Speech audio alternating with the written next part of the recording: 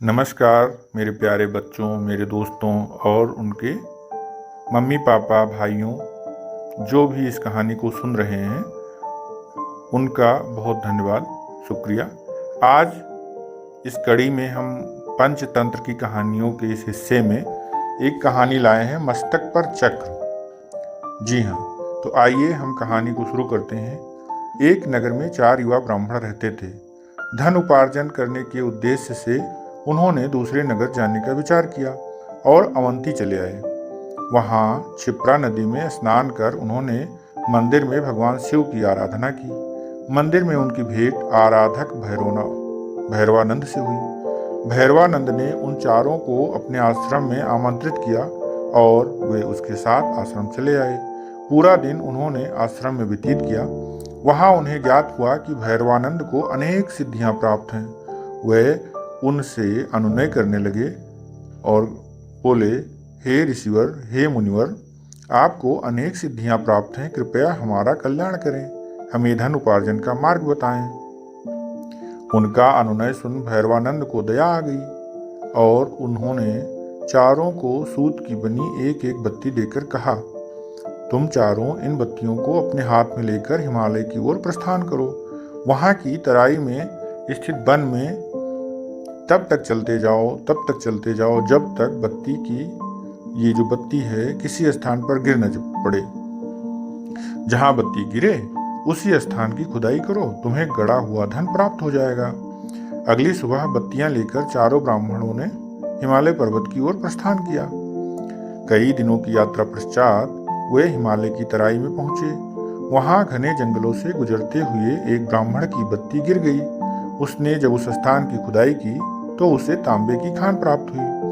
उसने दूसरे ब्राह्मणों से कहा, आओ जितना तांबा इकट्ठा कर सकते हो कर लो और वापस चलते हैं। लेकिन सबने मना कर दिया और बोले, मूर्ख, हमने बहुत सारा तांबा इकट्ठा कर भी लिया तो क्या हमारी दरिद्रता समाप्त हो जाएगी? नहीं, इसलिए हमें आगे बढ़ना चाहिए। पहला ब्राह्मण तांबा पाकर संतुष्ट था, इसलिए वह तांबा लेकर घर लौट गया। शेष 3 आगे बढ़ते गए। कुछ दिन चलने के पश्चात दूसरे ब्राह्मण के हाथ की एक बत्ती एक घने जंगल में गिर गई। उसने उस स्थान की भूमि को खोदना प्रारंभ किया। वहां उसे चांदी की खान प्राप्त हुई और वह दूसरे ब्राह्मणों से बोला, आओ जितना चांदी उठा सकते हो उठा लो और हम सब घर वापस चलते हैं। लेकिन उन्होंने मना कर दिया और बोले, मूर्ख, बहुत सारी चांदी इकट्ठा भी कर ली तो क्या हमारी दरिद्रता दूर हो जाएगी? आगे हमें अवश्य सोने की खान प्राप्त होगी, इसलिए हम आगे चलते हैं। किंतु दूसरा ब्राह्मण चांदी पाकर संतुष्ट था। उसे चांदी इकट्ठा कर ली और घर लौट गया। शेष 2 ब्राह्मण आगे बढ़ते गए। कुछ दिन चलते रहने के बाद तीसरे ब्राह्मण की बत्ती गिर गई और उस स्थान को जब खोदा गया तो वहां ढेर सारा सोने की खान मिली। वह अपने साथी से बोला, आओ तुम भी जितना सोना चाहते हो ले लो और घर वापस चलते हैं, इससे आगे जाने की आवश्यकता नहीं है। चौथे ब्राह्मण ने कहा, मूर्ख कहीं का, तुम्हें बुद्धि है या नहीं? आगे अवश्य ही हीरों की खान मिलेगी, हमें आगे बढ़ना चाहिए। किंतु तीसरा ब्राह्मण सोना पाकर संतुष्ट था। वह सोना लेकर घर लौट गया। चौथा ब्राह्मण अपनी यात्रा अकेले ही जारी रखते हुए आगे बढ़ता रहा। गर्मी, भूख, सर्दी, प्यास से उसका बुरा हाल था, फिर भी वह आगे बढ़ता गया। अब उसे रास्ता भी समझ में नहीं आ रहा था। वह इधर उधर भटकने लगा। भटकते वह एक स्थान पर पहुंचा।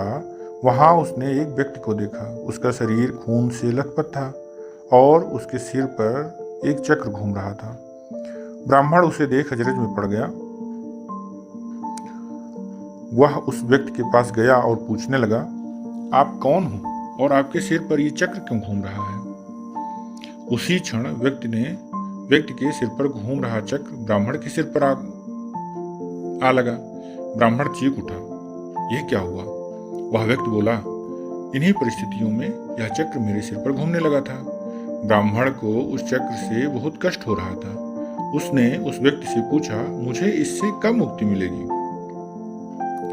इतना कहकर वह व्यक्ति चला गया और ब्राह्मण सिर पर घूमते चक्र के साथ वहां अकेला रह गया। कई दिन बीत गए, ब्राह्मण घर नहीं लौटा तो उसके सुवर्ण सिद्ध नामक मित्र को उसकी चिंता हुई। वह उसके पद चिन्हों का अनुसरण करते हुए उस स्थान पर पहुंच गया। वहां उसने देखा कि ब्राह्मण मित्र खून से लथपथ है और उसके सिर पर एक चक्र घूम रहा है। यह देख वह चकित रह गया। उसने मित्र से पूछा, मित्र, यह तुम्हें क्या हुआ? चक्रधारी ब्राह्मण बोला, भाग्य मेरे साथ नहीं है मित्र, यह उसी का परिणाम है। फिर उसने अपने मित्र को घूमते चक्र की सारी कहानी सुना दी। जब उसने कहानी समाप्त की तब मित्र बोला, मित्र, तुम बहुत विद्वान हो, परंतु तुम में विवेक बुद्धि की बहुत ही कमी है। अब तक तुम्हें समझ नहीं आया कि यह चक्र तुम्हारे लोभ का परिणाम है। यदि तुम अधिक लोभ न कर वापस लौट आते तो सुख का जीवन व्यतीत कर रहे होते।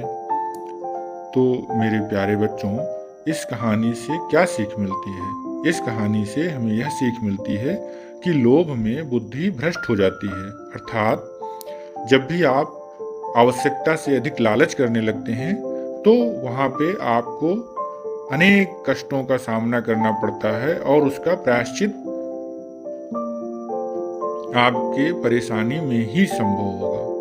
तो इस कहानी को, इस सीख को लें और अपने जीवन में आप आगे बढ़ें। अगर यह कहानी आपको अच्छी लगी और आप चाहते हैं कि ऐसी ही कहानियां हम अपने चैनल के माध्यम से आप सब तक लाते रहें, तो इस चैनल को लाइक करें, सब्सक्राइब करें और बेल आइकन दबा दें, जिससे जो भी हम सूचनाएं, जो भी कहानियां, जो भी बच्चों से रोचक चीज़ें बच्चों से जुड़ी हुई आप तक लाएं, वो आप तक पहुँचे।